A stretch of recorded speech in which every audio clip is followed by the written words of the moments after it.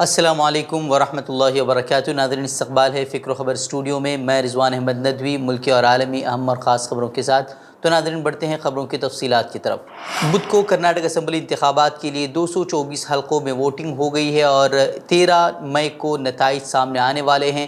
ریاست میں 66.30% ووٹ ڈالے گئے ہیں اور ووٹنگ کے بعد جو ہے وہ ایگزٹ پولز کا تماشا بھی شروع ہو گیا ہے اور اس پر اب 13 مئی تک بحثیں ہوتی رہیں گی۔ بہرحال ایگزٹ پولز کے نتائج جو سامنے آئے ہیں اس میں سے کئی ایگزٹ پولز میں کانگریس کی سرکار بنتی ہوئی نظر آ رہی ہے، جبکہ کچھ پولز یہ بتا رہے ہیں کہ یہاں معلق اسمبلی ہوگی، جیسا کہ 2018 میں یہاں دیکھا گیا تھا جب جے ڈی ایس اور کانگریس نے سرکار بنائی تھی، لیکن اس کے بعد جو ہوا وہ ہم سبھی جانتے ہیں کہ کس طریقے سے سرکار گرائی گئی اور پھر جو ہے وہ بی جے پی سرکار آ گئی۔ لیکن اب کی بار اگر یہ صورتحال پیدا ہوتی ہے تو جے ڈی ایس کا موقف اس بار کیا ہوگا، یہ دیکھنا دلچسپ ہوگا۔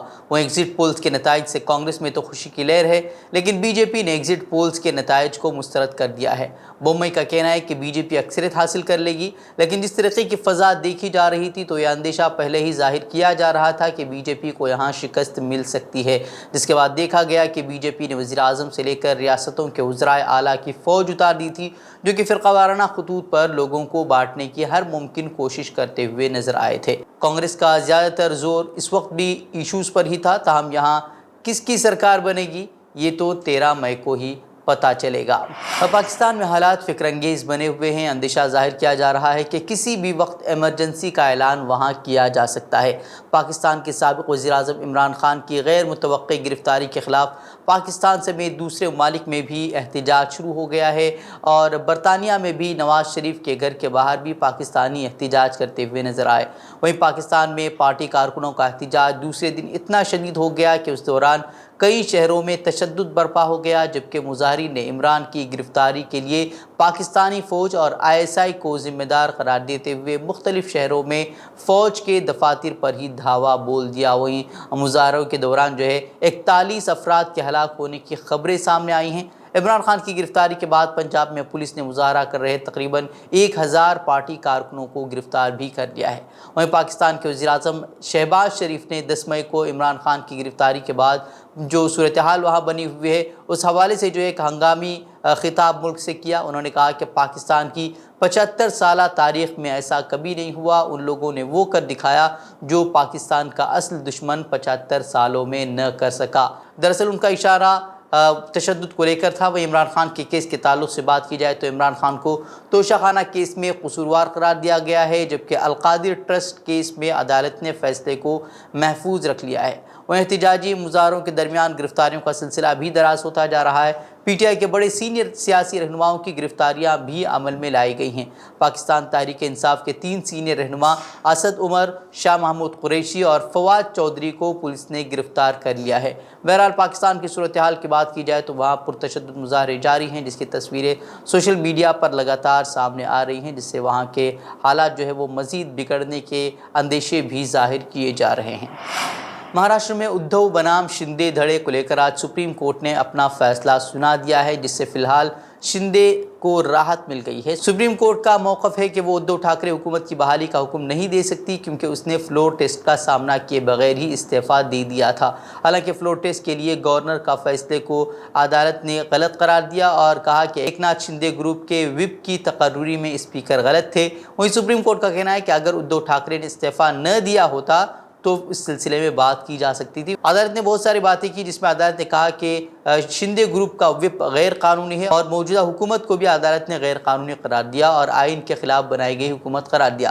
عدالت نے یہ بھی کہا کہ پارٹی کے اندرونی تنازعات کو حل کرنے کے لیے فلور ٹیسٹ کا استعمال نہیں کیا جا سکتا۔ ادھو ٹھاکرے نے اس فیصلے پر رد عمل ظاہر کرتے ہوئے کہا کہ سپریم کورٹ کے فیصلے نے سابق گورنر کے کردار کو بے نقاب کیا ہے۔ وہیں ادھو دھڑے نے سپریم کورٹ کے فیصلے کو ادھو ٹھاکرے کے حق میں قرار دیا ہے اور کہا کہ یہ ریکارڈ پر ہے کہ وپ کی خلاف ورزی ہوئی تھی اور جلد ہی شندے دھڑے کے ایم ایل ایز کو نااہل قرار دیا جائے گا۔ جبکہ مہاراشٹر کے نائب وزیر اعلیٰ دیویندر فڈنویس نے مہاراشٹر میں گزشتہ سال شیو سینا کے مرکزی سیاسی بحران میں سپریم کورٹ کے فیصلے پر اطمینان کا اظہار کیا۔ فڈنویس نے کہا کہ میں سپریم کورٹ کے فیصلے پر مکمل اطمینان کا اظہار کرتا ہوں۔ جو لوگ یہ قیاس آرائیاں کر رہے تھے کہ حکومت آج گر جائے گی، وہ اب خاموش ہو گئے۔ اس طرح کا بیان فڈنویس کی طرف سے سامنے آیا ہے۔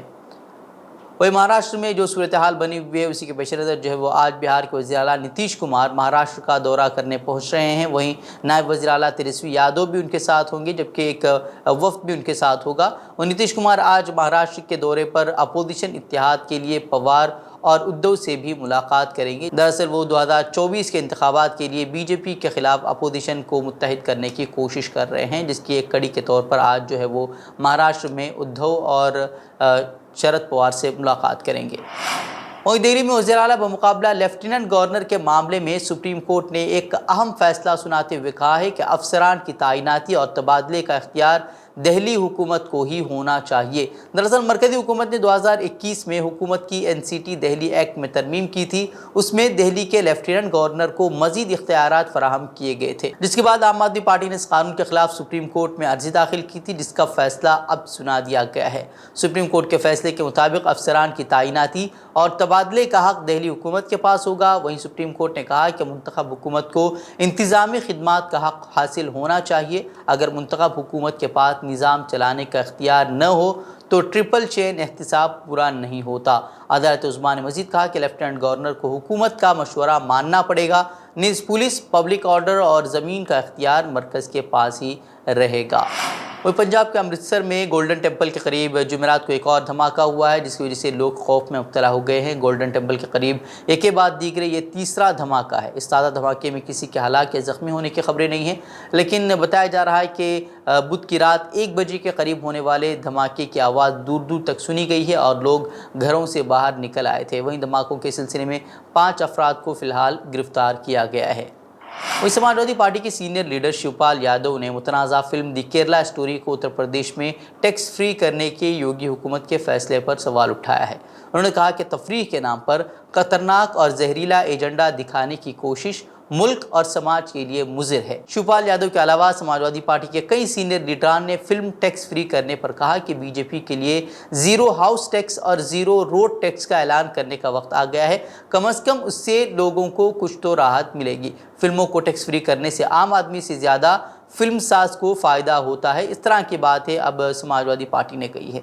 दरअसल बीजेपी ने दी केरला स्टोरी को लेकर सियासत तेज़ कर दी है। टैक्स फ्री करार देने का यूपी हुकूमत का फैसला मगरबी बंगाल हुकूमत के ज़रिए उसकी नुमाइश पर पाबंदी लगाने के ठीक एक दिन बाद सामने आया है। वहीं उत्तर प्रदेश के अलावा मध्य प्रदेश में भी उसे टैक्स फ्री करने का ऐलान किया गया है। वहीं इस फिल्म को लेकर वज़ीर आज़म मोदी ने भी कर्नाटक असम्बली इंतखाबात में फ़ायदा उठाने की कोशिश की थी। उमेश पाल अगवा केस में उम्र कैद की सज़ा काट रहे एडवोकेट खान सौलत हनीफ को अदालत ने बुध को सहर 3 बजे से शाम 7 बजे तक धूमगंज पुलिस की हिरासत में दिया था। पूछगछ के बाद पुलिस ने खान सौलत हनीफ को मेडिकल करवाने के बाद नैनी सेंट्रल जेल भेज दिया है। पुलिस ने पूछगछ में कई अहम जानकारी मिलने का दावा किया है।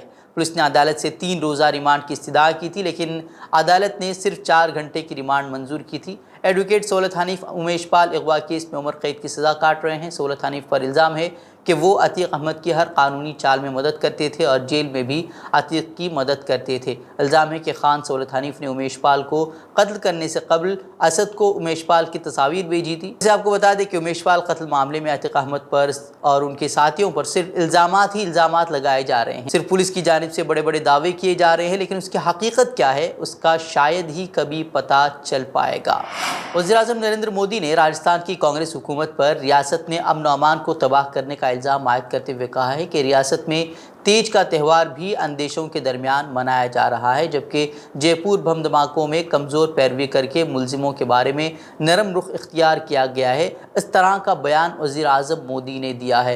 वैसे मुल्क में जिस तरीके से त्यौहारों के मौके पर मुसलमानों को हरासा किया जा रहा है, उस पर वज़ीर-ए-आज़म मोदी का बयान कभी सामने नहीं आया है।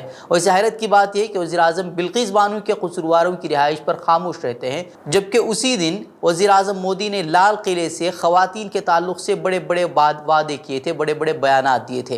वहीं पहलवानों के साथ जुल्म पर उनकी ज़बान से एक लफ्ज़ नहीं निकलता।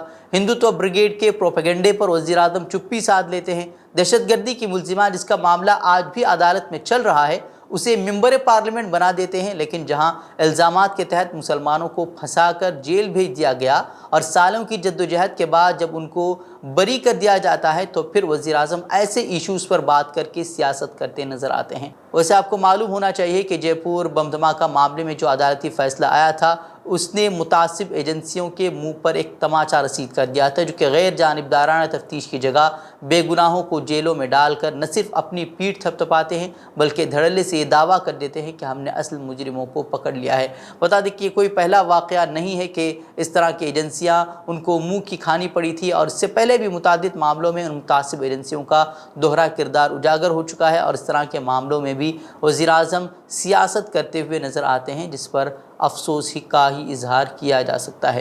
वही हरियाणा रेसलिंग एसोसिएशन ने रेसलिंग फेडरेशन ऑफ इंडिया के सरबराह ब्रिजभूषण शरण सिंह, जो कि बीजेपी रहनुमा हैं, उनके खिलाफ एहतिजाज की हिमायत करने वाले 5 ओहदेदारों को अब मुअत्तल कर दिया है।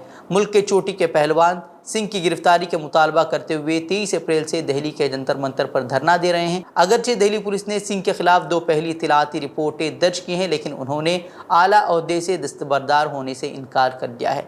वहीं एसोसिएशन के सदर रोहताश सिंह ने कहा कि 5 मेंबरान को जनवरी में इस इंतबाह के बाद मुअत्तल कर दिया गया था कि वो एहतिजाज में हिस्सा न ले। वहीं उनका कहना है कि मार्च में हमने उनसे वजाहत तलब की और 20 दिन का उन्हें वक्त दिया था, और जब उनकी तरफ से कोई जवाब नहीं मिला तो अब उन्हें मुअत्तल कर दिया गया है। बता दें कि जंतर मंतर पर पहलवानों का एहतिजाज लगातार जारी है। वो ब्रिजभूषण सिंह की गिरफ्तारी का मुतालबा कर रहे हैं, लेकिन अब तक जो है उसकी गिरफ्तारी नहीं हुई है, और अब तक दिल्ली पुलिस ने उनसे पूछताछ तक नहीं की है, जिसको लेकर अब जो है किसानों के पहलवानों की हिमायत में किसान भी वहां पहुंच गए हैं। किसानों ने भी अब अल्टीमेटम दे दिया है कि अगर 15 दिनों के अंदर ब्रिजभूषण शरण सिंह की गिरफ्तारी नहीं हुई तो वो फिर अपनी अगली कार्रवाई अंजाम देंगे। और तुर्किया में आम इंतखाबात से चंद रोज़ कबल सरकारी मुलाजमीन की तनख्वाहों में 45% तक इजाफा कर दिया गया है। तुर्क सदर की जानिब से जारी बयान में कहा गया है कि सरकारी मुलाजमीन के वेलफेयर शेयर में भी इजाफा किया जाएगा। वही सरकारी एहलकार की कम से कम तनख्वाह अब से जो है वो 15,000 तुर्किश लीरा माहाना हो जाएगी। वहीं सरकारी मुलाजमीन की तनख्वाहों और पेंशन में इजाफा जारी रहेगा। तुर्क मीडिया के मुताबिक तुर्किया के सदर रजब तैयब एर्दोगान की जानिब से सरकारी मुलाजमीन की तनख्वाहों में 45% इजाफे का ऐलान जून से होगा। ये इजाफा 6 माह के लिए नाफिज़ुल अमल होगा, जबकि तुर्किया में सरकारी महकमों में मुलाजमीन की तादाद तकरीबन 50 लाख है। तुर्किया में आम इंतखाबात 14 मई को होने वाले हैं। वहीं शामी वज़ीर ख़ारजा ने कहा है कि तुर्किया की फ़ौज को शाम से निकलना होगा। ये मुतालबा शाम और तुर्किया के दरमियान इख्तिलाफ़ात ख़त्म करने के मिशन पर मॉस्को में रूस, शाम, तुर्किया और ईरान के वज़राए ख़ारजा की बड़ी बैठक के मौके पर सामने आया है। अल जज़ीरा के मुताबिक रूस, शाम, तुर्की और ईरान के वज़राए ख़ारजा ने शाम की जंग के दौरान बरसों की दुश्मनी के बाद अनक़रा और दिमश्क के दरमियान ताल्लुक़ात की बहाली पर आला सतही मुज़ाकरात के लिए मॉस्को में मुलाकात की है। ये बातचीत उस वक्त हो रही है जब शाम के सदर बशार अल असद ने 1 दहाई से ज़्यादा तन्हाई के बाद इलाक़ाई ताकतों के साथ ताल्लुक़ात में बेहतरी लाने की कोशिश की है। वहीं शामी वज़ीर ख़ारजा का कहना था कि ताल्लुक़ात में बेहतरी के लिए तुर्किया की फ़ौज को शाम से निकलना होगा, जबकि तुर्किया के वज़ीर ख़ारजा ने मुज़ाकरात के दौरान दहशतगर्दी की जंग में ताउन पर ज़ोर देते हुए कहा कि तुर्किया शाम में दहशतगर्दी के ख़ात्मे के लिए हर किस्म की मदद के लिए तैयार है। तो नाज़रीन, ये खबरें मज़ीद खबरों के लिए आप हमारे वेबसाइट www.fikrkhabar.com की तरफ रुख कर सकते हैं। वीडियोज़ के लिए हमारे यूट्यूब चैनल को सब्सक्राइब करें। तो नाज़रीन, इजाज़त दें। अस्सलामु अलैकुम वरहमतुल्लाहि वबरकातुहू।